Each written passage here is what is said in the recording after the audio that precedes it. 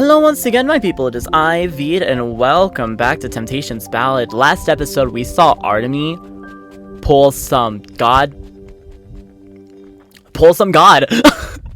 Like, it was like Divine Smite onto, you know, just being the chosen one that she is, really. She was MVP of the round. We learned that Cole's scummy, and Sid's just Sid. We love Sid. And now the fighting ring broke, and now we're going to see what everyone else is up to after today. So, without further ado, let's get started. Okay, let's go.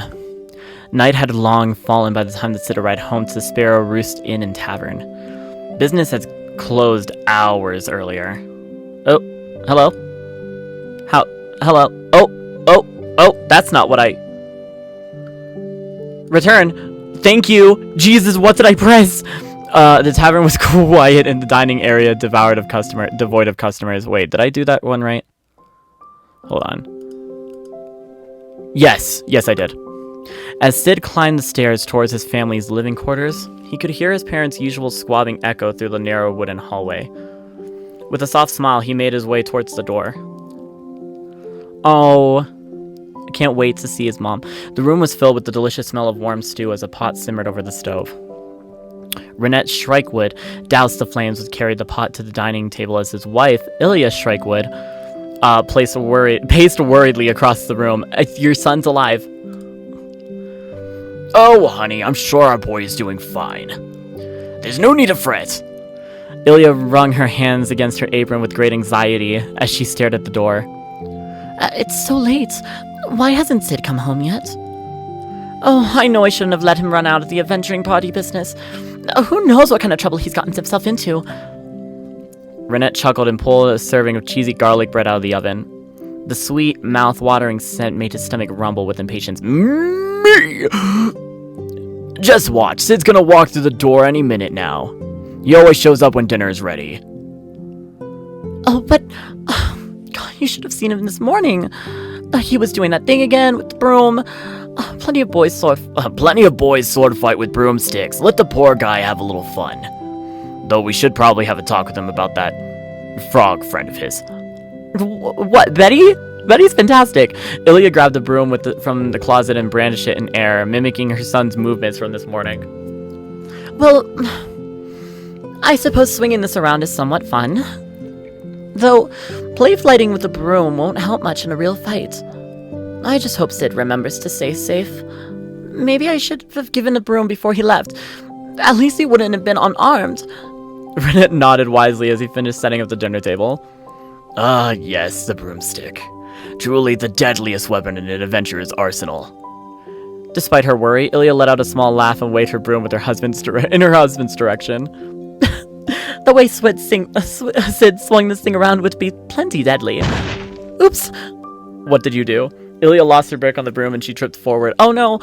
The broomstick sailed across the air as it gracefully arced right as the living room door swung open, and it knocked Sid out. Mom! Dad! I'm home! Get fucking knocked out by the broomstick, bitch. Sid stepped into the room and was immediately smacked across the face by a flying broomstick. Oh my goodness, Sid! I'm so glad you made it home. Sid barely had a moment to recover before his parents flocked over him like dotting mother hens. Son, how did your first day of adventuring go? Ilya fussed over his ruffled clothes and crooked glasses while wearing her perpetually worried expression. Did you get anything to eat today, dear? Oh, why are you covered in scratches? You didn't get any fights, did you? Sid cuffled and batted away her fuzzy hands. Hey, slow down, Mom. Give me a chance to breathe. Oh god, I have no idea how long I've been recording for. Like 4-ish minutes. Oh, I'm fucking dumb. I forgot to put on my timer on my phone. Ilya crossed her arms with a huff. I was worried sick all day. You could have at least dropped by and told us where you were. As Ilya retreated to the dining table, Sid couldn't help but notice her mother limping slightly and wincing whenever she bent her spine too much. Oh no, bitch! Use some healing magic and get her fixed. His chest lurched with worry. His father beckoned Sid to sit with a grin and began serving out stew. Eat up! You're probably starving after working all day. How did things go? You gotta tell us all about it! Sid puffed his chest proudly. I'll have you know that the day went fantastically. He dug out his corn sack and presented his day's earnings to his parents with a grin. I'm finally a member of a proper adventuring guild. And don't worry, I kept my promise and made some friends to team up with. I love him. He's so sweet, so pure, such a good baby bean boy. Ilya and Renette's eyebrows rose with surprise. The two of them exchanged glances and nodded supportively. Oh, my boys finally made some friends. Oh, we're so happy for you. What kind of frogs are they? Terra. Huh? Sid's jaw dropped for a moment before spluttering indignantly. No, they're both real people. Ilya and Renee froze with surprise before instantly erupting in overjoyed shouts. That's excellent news, son. Good for you. Oh, thank goodness. Real people. I love his parents. I'm so glad. Who are your new friends? Are they nice? Surely you should have invited them over sometime. We'd love to meet them. You'll never believe who I ran into today. Oh no.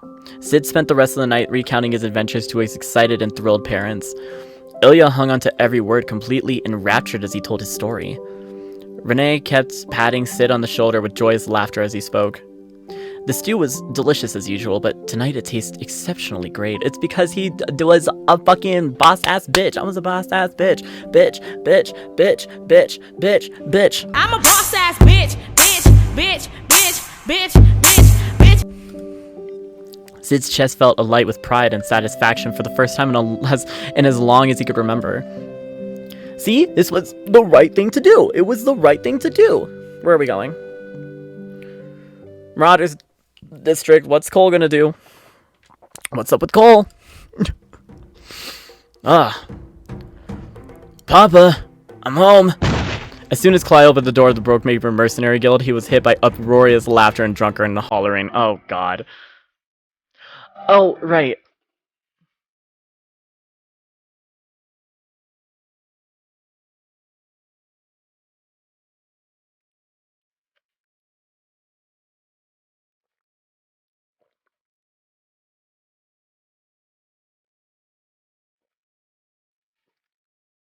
I cannot be simping so fucking hard right now.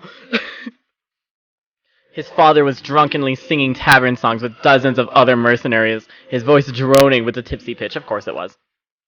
Meanwhile, Hamish was trying to do paperwork in the bar, but was continuously interrupted by Meryl stealing kisses from him every few minutes. I love that. Hamish grumbled and pretended to be annoyed as he buried his face in his papers. Cole smiled and gently closed the door behind him.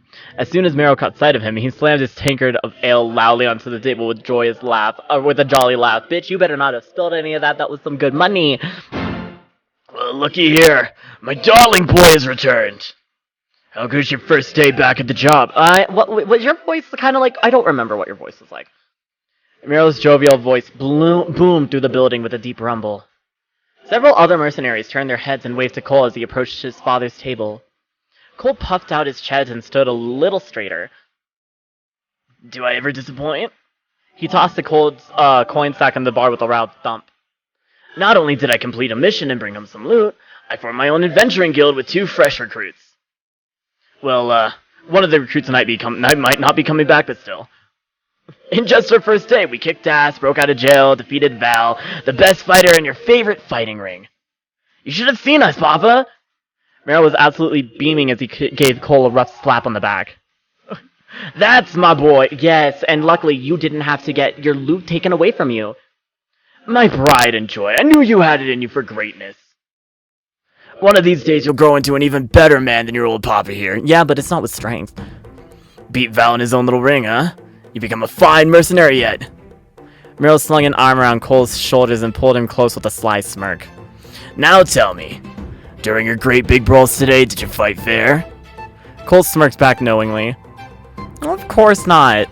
We Bonebreakers fight to win. Bonebreakers fight to win! That's the voice. The room instantly burst with roars and drunken laughter and hollers of agreement. Attaboy! You do your old man proud. Cole's stomach felt fluttery as he drank in all the praise. Yeah, something to replace the guilt that you had, you fucking whore. Even one of Papa's words felt like the warm embrace. Every one of Papa's words felt like a warm embrace in his heart. Stop it! That's not what I want, dude! From his seat next to Marrow, Hamish puts down his pen and cleared his throat loudly. How experienced are your new recruits? You should bring them over to the tavern. It's a guild building. Hamish rolled his eyes with a soft smile. Guild tavern. Your father and I would love to meet your friends sometime. Cole crossed his arms and shot him a dirty look. Ooh, dirty look, bitch. You better not be sleeping with my friends, bitch. Nobody asked you, Hamish. The older hyena visibly stiffened and looked away. Meryl let out another jolly laugh and ruffled Cole's hair. Jolly laugh and rustled Cole's hair. Oh, all is good, all is well.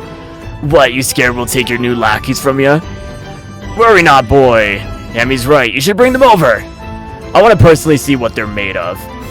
If they suck, I'll give them to the good old Bonebreaker training regimen and whip them into shape. I want you whipped into shape. When you say jump, say how high. And then da-da-da-da, when he starts to cry. Sorry, I like Legally Blonde. Come on, Sabrina, you heifer!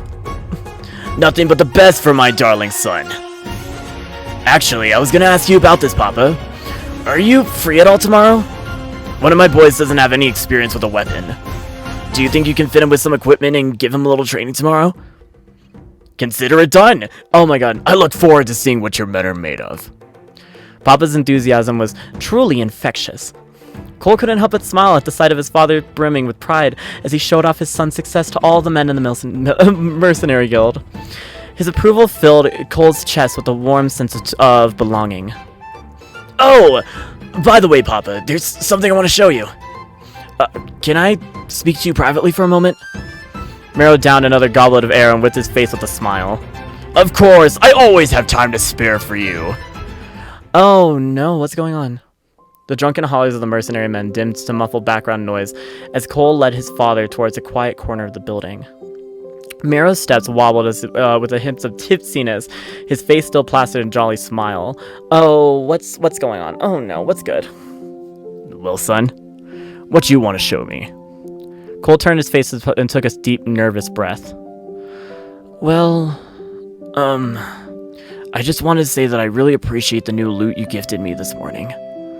It means a lot that you support me in stuff other than the usual mercenary business. Merle laughed and roughly toused his hair again. Oh, nonsense! You're the son of Marrow Bonebreaker. You deserve the best a father could give you. Cole cleared his throat. And you deserve a best son I could give too. I couldn't just accept your gifts without just something back, so I got a little something for you. Cole reached into his pocket and pulled out a single glistening... The fucking whore. The fucking whore had it on him all along. The fucking bitch had it on him all along.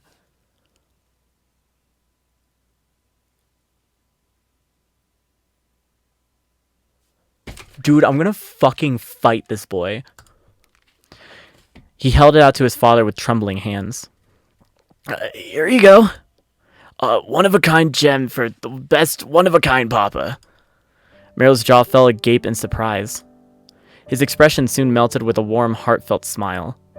He kneeled down until he was eye level at Cole and brushed his hand against the ruby in Cole's palms. This is beautiful. You got this for me? Cole nodded earnestly. Oh, like he did it out of good intention, but fucking goddamn it, Cole. Of course. Nothing but the best for my Papa. Meryl barked a hearty laugh as he pulled Cole close in for a tight hug. Uh-huh. I assume this is the spoils of your first adventuring party's efforts, isn't it? If so, you should keep it. What? You mean you don't want it? Meryl shook his head with a smile. Nay, I already have the greatest gift a father could ask for. A happy and loving son. Oh.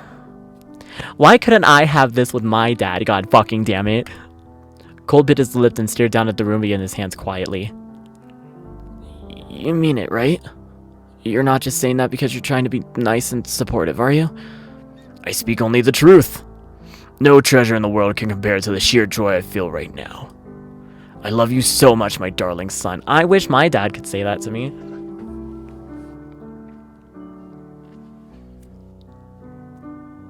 Fuck! Cole's chest fluttered with warmth against the gazed up on his father's warm, prideful eyes. Thanks, Papa. I love you too. Sorry, I'm just checking how long I have. Oh, I'm halfway, Jesus. Lit. And now, we get to see what fucking punishment Artemy put onto herself. High Church District. Oh, great Artemy. You what? Bishop Katrina's shrill voice echoed through the Grand Cathedral's white walls sharply. Exactly, that's what I was gonna fucking say. Artemy winced and continued to hang her head low in shame, unable to meet her mother's eyes. Arrested on your first day, participating in an underground fighting ring. And worse yet, disobeying my order and then failing so utterly in the world's simplest mission. You are an utter disgrace to this church. Had I been less patient and gentle, Bishop, you would have been thrown out of the streets the moment that you returned home. Artemy's shoulders shook as she squeezed her eyes shut. Deep breaths. Deep breaths. Mother, or rather, Bishop Katrina, continued to pace and fume across the cathedral with absolute fury. The crown was part of the royal family's collections. It belonged to the late king and was meant to be passed down to his son after his death. Do you know how utterly humiliating it is to tell the prince that my own daughter had lost it along with its jewels? Katrina let out a heavy sigh. Thankfully, His Highness is a patient man. When I reported this news, he simply laughed and said that this may be a good learning experience to a whelp like you. She turned towards Artemy with a snide snarl. Prince Cassius has given you a mission. You have 1 year to find and recover the 4 missing rubies of his crown before his coronation ceremony. Oh, 1 year? That's good. Bam, adventuring party, you fucking got it. You will do well to mend your disgrace to this church. Artemy stood up straight and saluted stiffly. She blinked and did her best to ignore the tears that were welling in her eyes. Thank you for this chance, Your Excellency. I will do my utmost to right my mistakes. Oh, you'll need to do better than your utmost, young lady. I don't believe you understand the gravity of your situation. Katrina crossed her arms and glared in disgust. Should you fail in your remission, the church will strip you of your title as the Creator's chosen. The air grew cold. Oh, shit. Oh, damn. Ooh, fuck. Artemy felt the air rush out of her lungs as a wave of panic and terror washed over her. What? What will I do without the duty as the Creator's chosen one? Your Excellency, I beg of you to reconsider. You can't possibly... An amused, predatory sneer spread across Bishop Katrina's face. It vaguely reminded Artemy of stray cats cheerfully playing with their food before consuming them. Oh, but I can. You are not officially acknowledged as the Creator's chosen until you are able to put the Creator's holy blade from its resting place.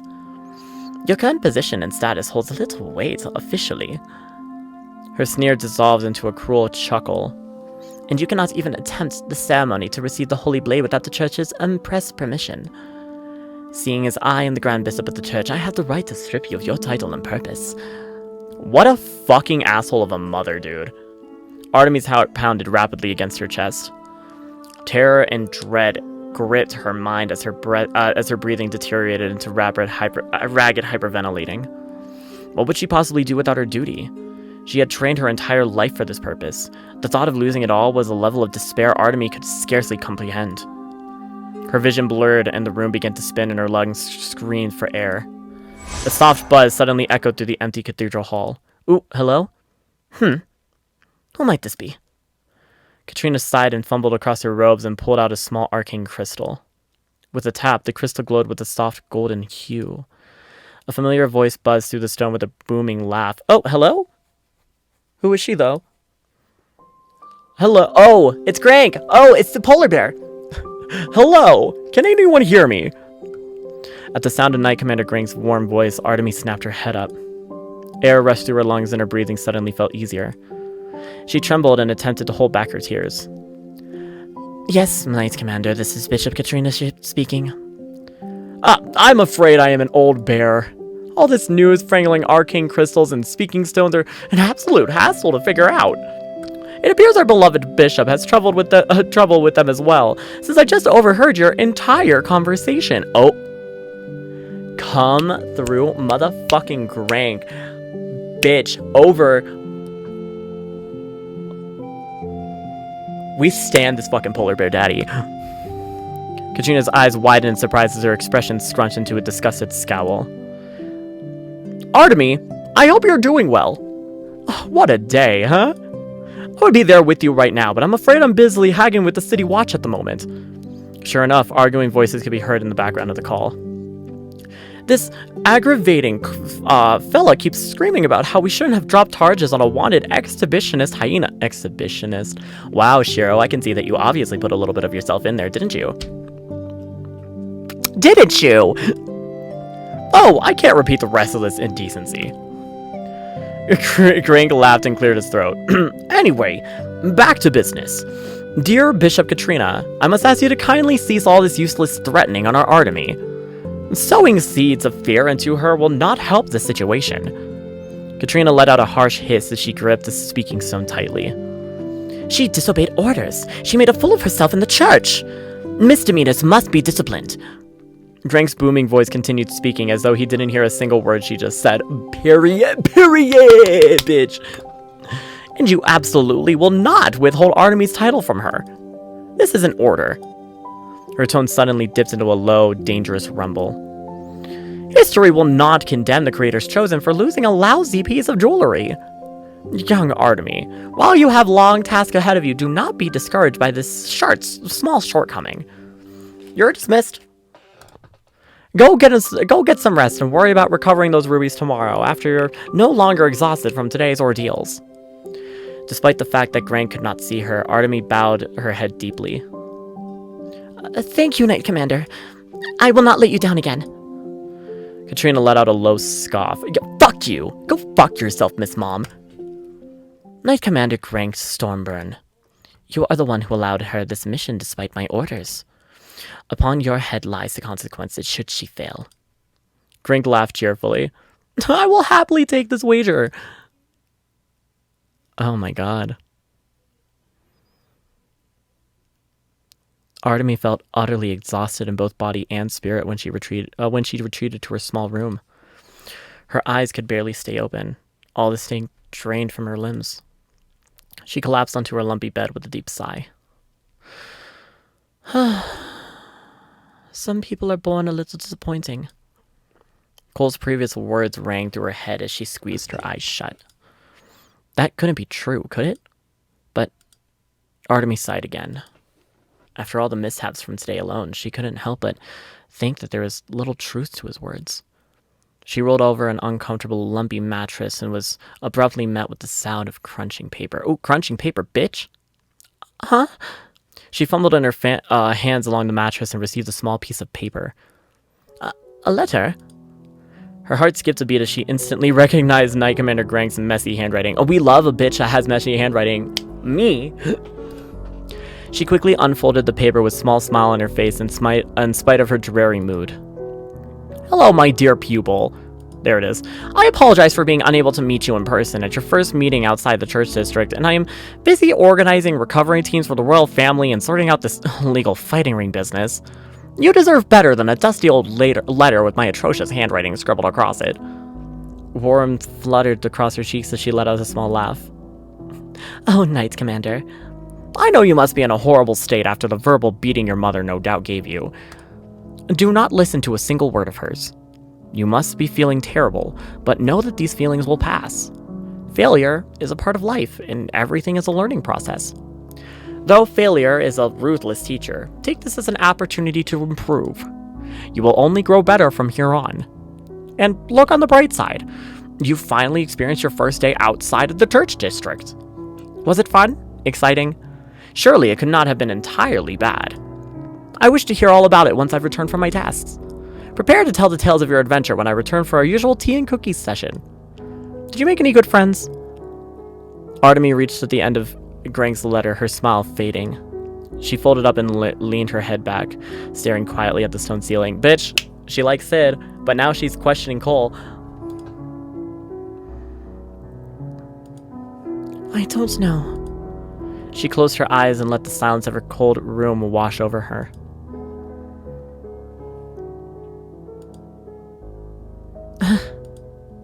Well, I suppose I did learn something new today. Knight Commander, have you ever heard a gesture called a high five? Oh, my precious girl, my precious girl. The liar, the commander, and the chosen one, and... Oh, I love that. Oh, to be continued, bitch. Hold on. I'm saving right here to make sure. I am saving right there to make sure. Anyways, we're going on our regular... We're going on a regular thing of looking at Shiro's end because, bitch, he's gonna lick whatever that is off of Cole. We love the author's note. We've read through the author's note. Go support Shirokoi and everything that he does. He is a fantastic person. I love him with all of my heart. I have not met him yet, but I am going to hopefully at some point in time during a convention. And with that, I'm gonna call that an episode. Thank you all so much for watching. My name's Veed. I hope that you had a wonderful time watching this. I hope that you had a wonderful time watching me experience how everyone's day went right after all of their, adventures and shit. 2 of them were good, and 1 of them was extremely terrible. Make sure to hit the like, comment, subscribe buttons down below. You know how to follow YouTuber out. Make sure to hit that notification bell so not wait to miss on any of my uploads. And I will see you in the next episode. Ooh, that was a burp. Goodbye.